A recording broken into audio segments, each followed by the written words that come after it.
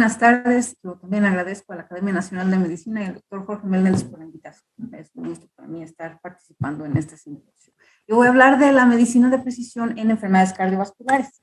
Las enfermedades cardiovasculares son muchas y de muy diferente índole, y las implicaciones y los alcances de la medicina de precisión varían mucho de acuerdo a cada enfermedad, que tiene sus particulares problemas diagnósticos y de tratamiento, y también de acuerdo a su etiología, las multifactoriales, que son más difíciles, como ya lo había dicho la doctora Orozco, y las mendelianas, en donde hay una aplicación clínica más visible para ayudar a los pacientes con la medicina de precisión.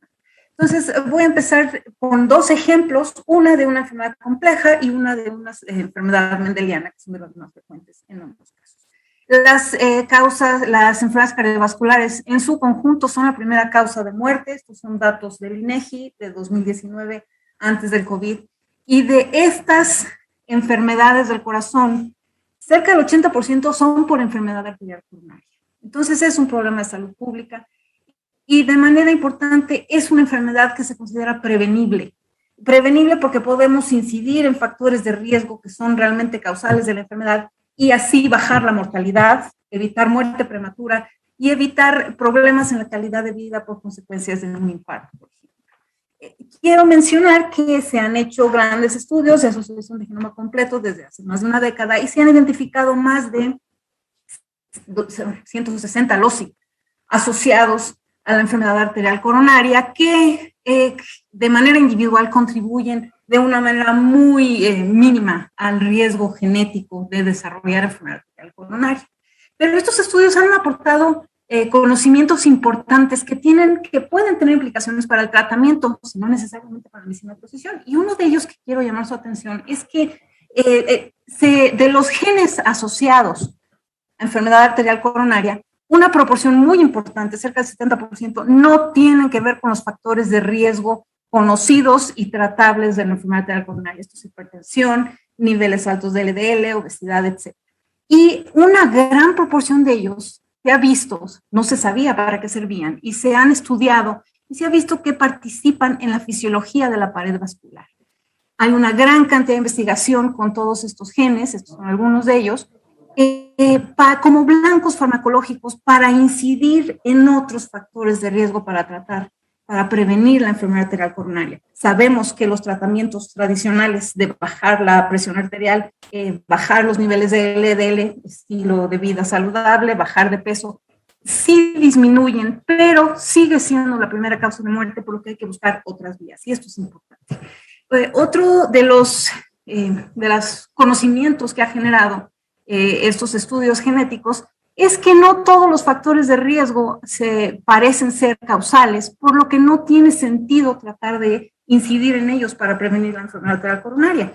Estos estudios de aleatorización mendeliana lo que buscan es ver si una variante genética asociada a un factor de riesgo también se asocia a la enfermedad arterial coronaria, y si se asocia en el sentido correcto, es en el mismo sentido que como factor de riesgo. Y estos estudios han identificado que hay algunos factores de riesgo que incluso se han tratado de tratar con farmacología, como las HDLs, que no tienen una relación causal con la enfermedad arterial coronaria, por lo que no serviría de nada incidir sobre ellos. Y por otro lado, aquí tenemos algunos factores que no se les ha puesto atención en el tratamiento, por ejemplo, las lipoproteínas ricas en triglicéridos, y actualmente se están desarrollando fármacos y probando fármacos que también bajan estas lipoproteínas, que también puedan incidir en la prevención de la enfermedad arterial coronaria. Dicho esto, como enfermedad multifactorial, se han evaluado en cortes internacionales los famosos índices de riesgo poligénico, que ya se han mencionado anteriormente, y se han evaluado en algunas cortes grandes internacionales. Mucho se ha discutido si estos índices sirven mejor o no sirven mejor que otros factores clínicos que conocemos como factores de riesgo, pero en general pues pueden identificar individuos en bajo riesgo genético, alto riesgo genético y un riesgo genético intermedio, con la finalidad de intervenir de manera agresiva en los que tienen alto riesgo genético y temprana. Y esa es la diferencia con los otros factores o los otros índices de riesgo cardiovascular, y es que se pueden detectar de manera muy temprana, incluso en la infancia. Entonces, esta sería una posible ventaja de los índices de riesgo poligénico. Aquí tenemos unos ejemplos en cortes internacionales en donde estamos viendo individuos de bajo, intermedio y alto riesgo con distintos estilos de vida, favorable, intermedio y desfavorable para la enfermedad arterial coronaria, y vemos cómo sí, francamente, el riesgo puede aumentar hasta 6 veces en individuos con un estilo de vida desfavorable y un alto riesgo poligénico. Estos son 3 estudios diferentes, cohortes que tienen cientos de miles de individuos y tienen ya varias décadas funcionando. También hay implicaciones, estos riesgo poligénico, para dislipidemia, en donde se evaluó en los individuos con bajo, intermedio y alto riesgo poligénico si el tratamiento con evolocumab, que es un inhibidor de la PCSK9, afectaba el porcentaje de eventos vasculares. Y vieron que únicamente en este grupo es donde realmente funcionaba, y esto puede tener implicaciones a la hora de tomar decisiones de tratamiento. Ahora, como ya también se ha dicho mucho, en la población mexicana faltan estudios, está subrepresentada en estos estudios, y al momento hemos identificado 2 variantes en transportadores de colesterol que son funcionales, que afectan la función de la proteína. Una la aumenta, que es esta, y otra que la disminuye, que afectan disminuyendo el riesgo coronario. Entonces, sí es muy importante que tengamos nuestros propios índices de riesgo poligénico, y que también estos índices de riesgo poligénico sean validados en nuestra población, y ahí sí tenemos que trabajar mucho para tener cohortes diseñadas específicamente para este fin. Ya habiendo hablado de las enfermedades multifactoriales, voy a hablar de un ejemplo de enfermedades mendelianas en donde la medicina de precisión pues, se acerca mucho más a la realidad, y hay casos en los que sí tiene claramente implicaciones de tratamiento, con algunos ejemplos que hemos visto en el laboratorio. Evidentemente, dependiendo de la enfermedad, hay distintos retos de diagnóstico molecular. No todas las enfermedades tienen la misma eficiencia en el diagnóstico molecular, en el diagnóstico presintomático, y en implicaciones para el tratamiento de acuerdo al gen afectado. Entonces, voy a poner como ejemplo el síndrome de cutis largo, que probablemente es la arritmia más frecuente hereditaria. Ocurre aproximadamente en 1 de cada 2,000 individuos, y se caracteriza porque en el electrocardiograma tienen una prolongación del intervalo QT. Es un problema diagnóstico porque aquí en las curvas de distribución de los intervalos QT, los pacientes que tienen QT y los individuos normales tienen un área de sobrelap, se llama rango de duda. Entonces, esto causa problemas diagnósticos, aunque hay otros criterios que ayudan a diagnosticar. Pero aquí es donde el hacer un diagnóstico molecular puede ser de gran ayuda para estos individuos, porque pueden tener muerte súbita. Causa arritmias malignas, es un trastorno primario de la repolarización, y puede causar muerte súbita como primera manifestación de la enfermedad. Y por eso es muy importante identificar individuos en riesgo. Se puede dar tratamiento farmacológico o poner un marcapasos con desfibrilador. Aquí este es un caso que vimos en el laboratorio, en donde hay una clara historia de muerte súbita en la familia, y habíamos identificado en esta mujer esta variante, que es en un canal de potasio, esta mutación que causa la enfermedad, se sabe que es causal, y había tenido un hijo que falleció los primeros días de nacido. Nació su segundo hijo y tenía el QT precisamente limítrofe, y había una gran angustia y una gran preocupación por si este niño necesitaba tratamiento o no. Hicimos el estudio molecular y sí tenía la mutación, entonces inició rápidamente con beta bloqueadores, que son los que se deben de dar cuando tenemos este canal afectado, y este chiquito está en seguimiento desde hace varios años.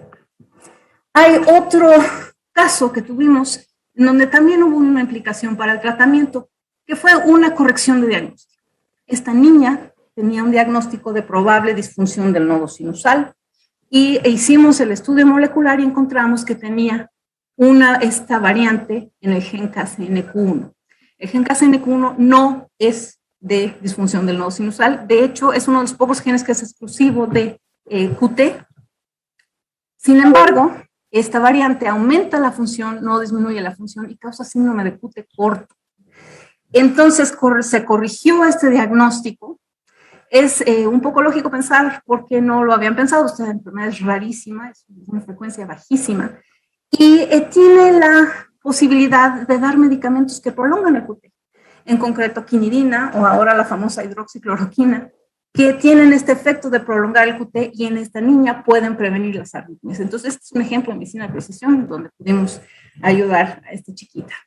Este es otro ejemplo que quiero poner para decirles hasta dónde a veces tiene uno que llegar para la medicina de precisión que va más allá del diagnóstico molecular. Esta niña falleció de manera súbita, sin diagnóstico, y un año después sus papás buscaron causas y se acordaron que tenían DNA, que tenían células de cordón umbilical guardadas al nacer. Y extrajimos DNA y encontramos que la niña era heterocigota compuesta para esta mutación, para estas dos mutaciones. Al estudiar a la familia, vimos que el papá y el hermano eran portadores heterocigotas de esta variante, que se sabe por estudios previos que en forma heterocigota no causa problema. Entonces estos dos estaban sin ningún problema, pero la mamá era heterocigota para esta variante, que en este momento la habíamos considerado como variante de significado clínico desconocido. Obviamente la mamá tenía una gran angustia de poder tener muerte súbita, tenía una gemela homocigota que también estaba en estado de angustia y no podíamos realmente decir si en forma heterocigota esto podía ser un riesgo y su intervalo QT estaba limítrofe. En un estudio de modelaje de proteínas se predecía que esta variante alteraría el tráfico de la proteína hacia la membrana. Entonces, en este caso en particular, para ayudar a la mamá, hicimos unos estudios de transfección con microscopía confocal y nada más pongo su atención a esta variante que es la P535T. Aquí simula el homocigoto, aquí está el heterocigoto, perdón, acá. Y vemos aquí marcada la membrana plasmática, aquí vemos marcado el canal de potasio que es codificado por este gen, y vemos cómo sí llega a membrana, pero tiene una distribución extraña. Pareciera que aquí queda bastante proteína en la región submembranal. Entonces, no hicimos estudios de tráfico a la membrana, pero sí hicimos estudios objetivos de colocalización con el índice TOS, en donde vemos aquí la variante P535T y vemos cómo efectivamente colocaliza significativamente menos que la variante wild type, o sea, sí está llegando menos variante a la membrana, y en forma heterocigota también, aunque no tanto como la forma homocigota aquí representada, y aquí podemos ver que esto se refleja en una intensidad de corriente menor y en otra serie de trastornos electrofisiológicos en los que no voy a entrar ahorita. Entonces, aquí vimos que el defecto no es tan grave como para causar un QT largo florido, pero sí se recomendó que la mamá tuviera cuidado con el ejercicio, que estuviera en seguimiento y que se le diera un beta bloqueador para evitar posibles arritmias. Entonces, realmente esto es una gran cantidad de trabajo por gente muy altamente especializada y es costoso, pero muchos estudios de estos han podido ya ayudar individualmente a personas en donde tienen una mutación que no sabemos si realmente es causa de la enfermedad o no. Y esta mutación ya pasó de ser una variante de significado clínico desconocido a una variante probablemente patogénica. Por último, quiero hablar de el estudio de células pluripotenciales inducidas, que es la gran promesa para la medicina de precisión, para los enfermedades cardiovasculares raras. ¿En qué consiste esta técnica? Que ya es una realidad y que se ha hecho para varios estudios, ahorita comentamos, es que un individuo con alguna enfermedad mendeliana o alguna enfermedad cardiovascular rara se somete, se les obtienen células periféricas, de sangre periférica, y se reprograman de tal forma que se convierten por tratamientos biológicos en células pluripotenciales inducidas. Teniendo estas células pluripotenciales inducidas en cultivo por otros tratamientos biológicos, se diferencian hacia cardiomiocitos. Entonces tenemos células que son cardiomiocitos del paciente, que tienen las mutaciones y la combinación de genes del paciente, de tal forma que podemos hacer una gran cantidad de estudios. Podemos ver ahí en esas células directamente el potencial de acción, podemos estudiar su morfología, podemos incluso con técnica de CRISPR-Cas hacer edición de genes para ver si esto corrige el defecto electrofisiológico o el defecto morfológico que tengan, y así puedes evaluar si la variante o algunas variantes son, que son de significado clínico desconocido, son realmente patogénicas. Pero de manera más importante y más prometedora, estas células permiten probar una gama de fármacos que pueden estudiar la respuesta electrofisiológica o morfológica, dependiendo de la enfermedad, que tenga sobre el paciente, de tal forma que podamos escoger el mejor tratamiento o el tratamiento del que mejor pueda beneficiar a nuestro paciente. Hay varios artículos ya en donde se han hecho estudios electrofisiológicos con esta técnica y donde se han hecho edición de genes. Sin embargo, la evaluación de fármacos implica muchas más cosas como los test clínicos, pero esto es una realidad, es muy prometedor, obviamente es costoso y requiere de individuos altamente especializados, pero es una promesa para prevenir distintas enfermedades o para tratar enfermedades, particularmente las arritmias que causan muerte súbita. Aquí quiero agradecer a varios individuos de IMEGEN, colaboradores y al grupo de cardiología. Estos son los que llevan el estudio GEA, de genética de la enfermedad aterosclerosa, y estos que